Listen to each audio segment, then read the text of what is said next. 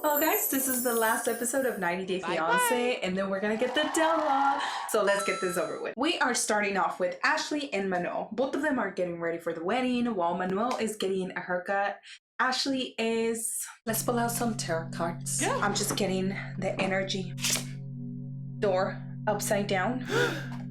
No use crying over spilled milk.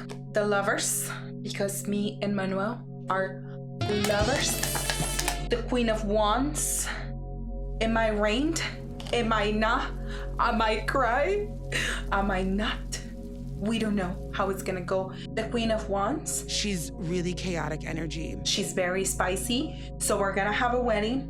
It's gonna rain with a little bit of chaos, and that's gonna be it. Her friends ask her if she has checked the radar, and of course she has not, because why would she bother to do the logical thing? This storm is literally supposed to go over the beach right where our wedding is supposed to be. The storm is going to pass right above them, but either way, she's still getting married. As Ashley is putting her wedding dress on, is hitting her.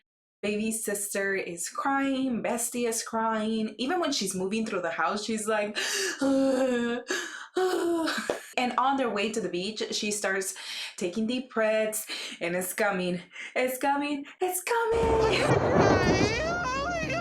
According to Ashley, Pachimana works the way that she wants to, but she's also part of Pachimana, so she can do whatever she wants. It's usually translated as Mother Earth. We learned something new today. She's a goddess. When Manuel and his groomsmen were walking into the reception, all I could think of was the song Bad Boys, Bad Boys. What you gonna do when they come for you? Bad boys, bad boys. Sorry. The clouds are literally above them. The bridesmaids are walking in. Ashley's dad is getting super wet. Mom is crying. And when Manuel turns around and sees Ashley, he starts crying too.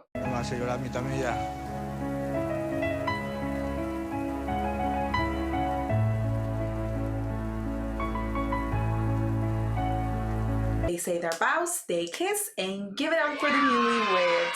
Actually, fun fact, in my culture, if it rains on your wedding, that means good luck for the rest of your life. Just saying. Nikki is back in America for her interview, and here she gets a text from Igor.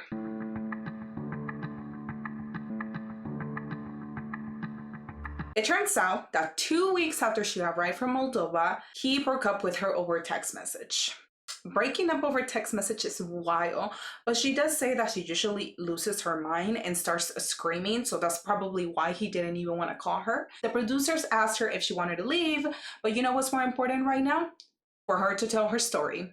I guess they got into a huge fight where they stopped talking for an entire week, something they regularly do over Nikki telling him to get a job. This is a bit of what Igor sent her. Given all the circumstances, I have to come to the sad conclusion that our relationship cannot continue. That's what he sounded like. I honestly thought that I was the one getting fired because it sounded so much like this was just a boss telling someone, you're done, you can't work here no more. She's heartbroken from all the years that they have spent together, but her getting dumped over text was sad, but it's hard for me to feel bad in this situation because he showed her multiple times that he was not interested in her, and she still chose to be with this person. Later on, Nikki calls her mom to tell her what happened, and here she shares that she called her lawyer and he told her to not cancel the visa because people changed their mind. I spoke with my attorney. I haven't canceled the K1 visa because he told me just keep it open. Sometimes people change their mind. This is why I can't take her seriously. What do you mean you are leaving the doors open just in case? Now moving on to Clayton and Analie. Clayton's still at the altar waiting for Analie to appear, but wait, because here we have the hairstylist and Brandy's daughter to do her makeup and also help her get ready because she's about to marry her guinea pig lord. I wasn't in love with the dress, but I still thought that she looked pretty, and on her way there, she was incredibly nervous. When she arrives, we see gorgeous Analie with Clayton's dad. The pure happiness and love coming out of Clayton was adorable. She has made her decision, and that is to be with him forever. They say their vows. Analie's were definitely a little more touching. She even had to stop for a second because she was tearing up.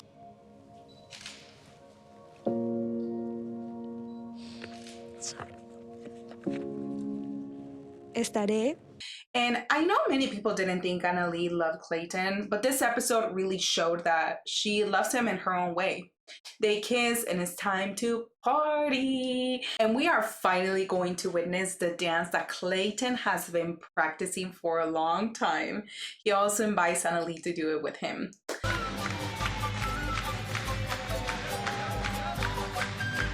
Many people pick on Clayton because he's goofy and awkward, but I think there's not many men out there that are going to learn a cultural dance and embarrass themselves on national TV.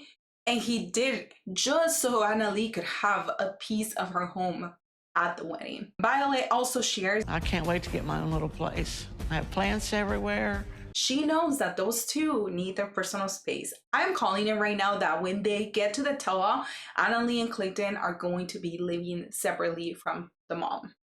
Analie has been thinking that as a wedding gift, she's finally going to tell her dad that she's married to Clayton. Clayton's face is like, Estoy sorprendido que es. Oh, ahora. Clayton says that he only knows what Analie has told him, which is that her dad is super difficult and not as understanding as other people might be. But now it's time for the call, and Analie is super nervous. She's shaking, but she finally tells her dad, I have something to tell you. She's very quiet, and dad says, just tell me. You're worrying me. She calls Clayton over and says, well, this is my boyfriend. He's hella confused and he's wondering why she's barely telling him.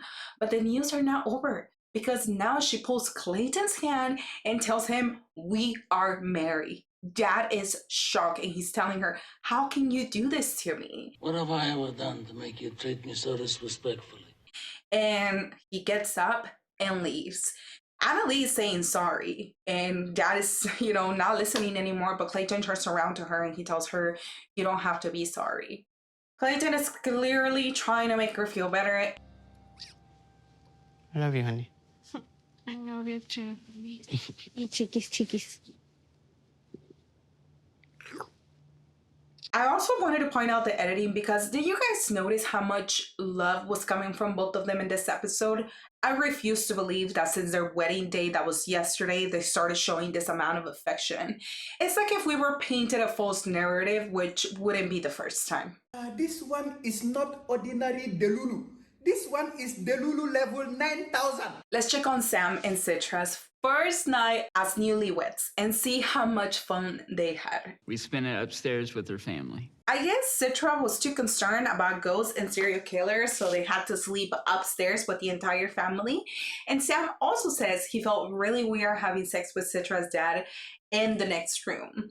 When they go downstairs, Citra's dad also tells him that since he's now a Muslim, he needs to follow the rules. No pork, no alcohol, no drugs. But how can that be accurate when Sam has an OnlyFans? And then for the tell-all, it also looks like Sam cheated on Citra. So not only is he being a bad husband, he's also being a bad Muslim. Don't mind me. Okay, it's fine.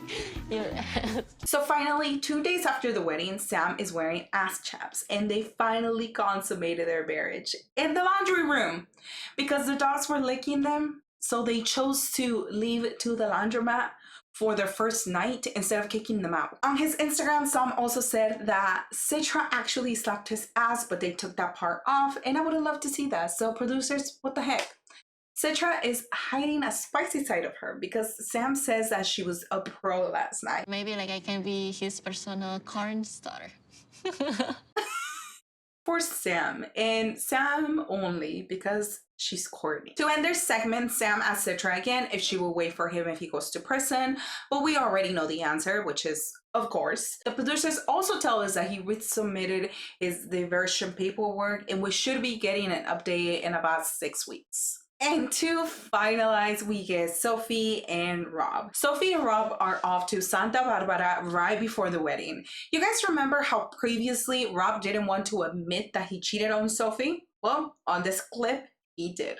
She still trying to get over me cheating on her. They talk about wishing to have more time, but of course they don't. The same complaint all across. Next day in the morning, they are going to get ready separately to stay in part with the traditions. But Sophie is feeling super sick. She has a sore throat, a bad cough, and is doing her best to stay positive. I'm trying to stay positive, but this could be my body's way of warning me, like trying to make me sick so I don't marry this guy. It's a sign, Sophie. Take it and run. You still have time, girl. There's 30 minutes left into the wedding, and Rob's friends is asking him if they should start getting ready. But how much time do we have, Rob? We have 30 minutes. Oh, wow. So we should get ready too? Yes. This is a pet peeve I have. That man literally take 2 seconds to get ready, and I have to change into 7 different outfits so I can decide what I'm gonna wear. You know, to see where he is now is like a complete 180. Rob has grown a lot as a man. His friends feel like he has made a lot of progress. Where? How?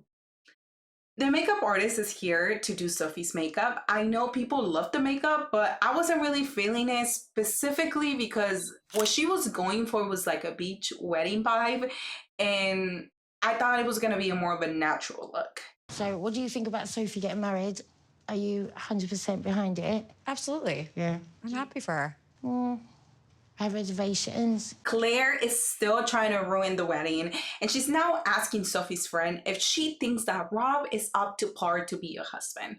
Her friend couldn't care any less because he tells her it is Sophie's choice at the end of the day, so I have nothing to say. I want her to be happy. When Sophie comes out wearing her dress, I'm sorry, but I was not feeling any of it. The dress was not a wedding dress, and it just seemed like a cheap Amazon dress. I'm sorry, Sophie.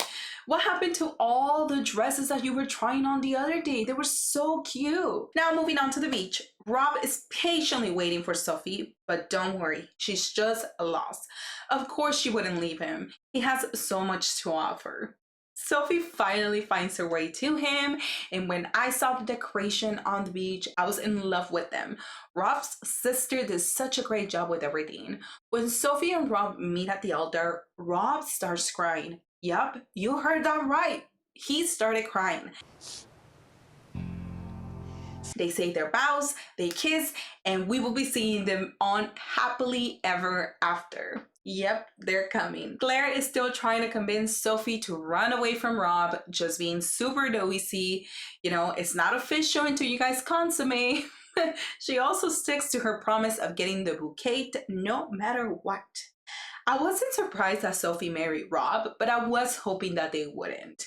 All I can say is that I hope that he changes his attitude and that they have a happy marriage. And for the tell-all, prepare yourself with some wine in hand because we will be seeing Jasmine and Nikki in the same room, and they will be crying, there will be screaming, and I don't know what else. Remember how I told you guys that I felt like Brandy was stirring up the pot? Well, look at this. So whose idea was the stripper? And for the last thing that shocked me was Sam cheating on Citra.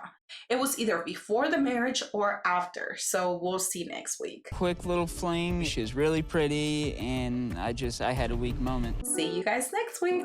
Bye.